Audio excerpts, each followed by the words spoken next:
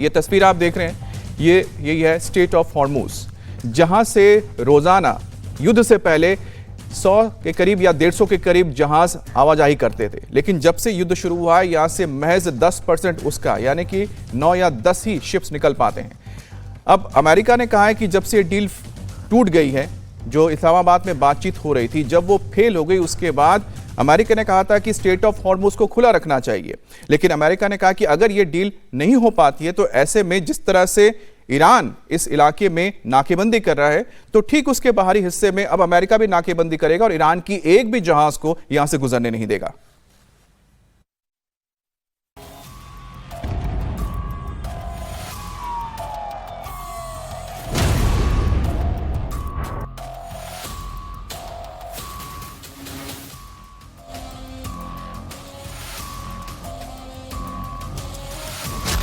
इस्लामाबाद वार्ता fail, Hormuz में फंसा तेल। ईरान युद्ध का नहीं निकला समाधान, फिर होगा घमासान।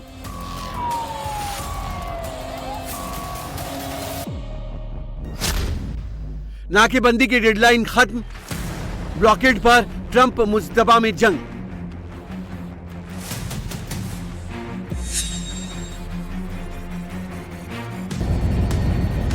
ईरान युद्ध में पाकिस्तान के जरिए शांति की नाकाम कोशिश के बाद एक बार फिर अमेरिका और ईरान के बीच तनाव गहराता जा रहा है। करीब 6 हफ्ते की लड़ाई और सीज फायर की दुहाई के बाद अमेरिका ने ईरान की घेराबंदी शुरू कर दी है। हॉर्मुज पर ट्रंप का नेवल ब्लॉकेड जारी है। ट्रंप ने साफ कर दिया है कि नाकाबंदी तोड़ने वालों को गंभीर नतीजे भुगतने पड़ेंगे। हॉर्मुज में नेवल ब्लॉकेड को लेकर कड़ी चेतावनी देते हुए ट्रंप ने ट्रूथ पर लिखा कि इस नाकेबंदी को जो भी जहाज तोड़ने की कोशिश करेगा उसे समंदर में ही उड़ा दिया जाएगा। It's going on. Right now there's no fighting. Right now we have a blockade. They're doing no business. I didn't like seeing boats come out if they were doing business with Iran, but if they weren't, no boats came out. So now Iran is doing absolutely no business, and we're going to keep it that way very easily. Don't forget, their Navy is gone, their Air Force is gone, their anti-aircraft is gone, their radar is gone, and their leaders are gone. We can't let a country blackmail or extort the world, because that's what they're doing. They're really blackmailing the world. We're not going to let that happen. एक तरफ Trump Hormuz पर नाकेबंदी कर Iran को challenge कर रहे हैं, तो वहीं ईरान के साथ एक और राउंड की बातचीत का भी प्लान कर रहे हैं। ट्रंप ने उपराष्ट्रपति जेडी वेंस के पाकिस्तान में हुई वार्ता पर कहा कि अमेरिकी टीम ने बहुत अच्छा काम किया है। ईरान में भी कुछ अच्छे लोग हैं जो उनके संपर्क में हैं और डील करना चाहते हैं। Well, he's done a good job, and Steve and Jared, they've all done a very good job, and I can tell you that we've been called by the other side. We've been called this morning by the right people, the appropriate people, and they want to work a deal. They would like to work a deal.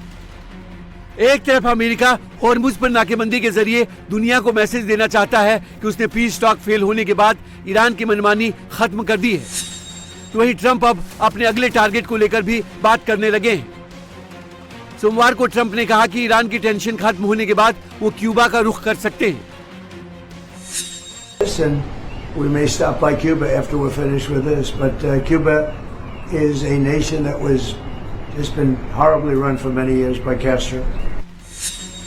राष्ट्रपति Trump Iran के बाद Cuba का जिक्र कर रहे हैं, तो इधर हॉर्मुज पर अमेरिकी नाकेबंदी के बाद एक बार फिर अमेरिका और ईरान आमने सामने हैं। ईरानी सुरक्षा बलों ने कहा है कि किसी भी सैन्य कार्रवाई का जवाब दिया जाएगा और उनके पास अभी भी कई सीक्रेट हथियार मौजूद हैं। ईरान ने अमेरिकी नाकेबंदी को गैर कानूनी बताते हुए हॉर्मुज स्ट्रेट पर अपने स्थायी नियंत्रण की बात कही है। इसके साथ चेतावनी भी दी है।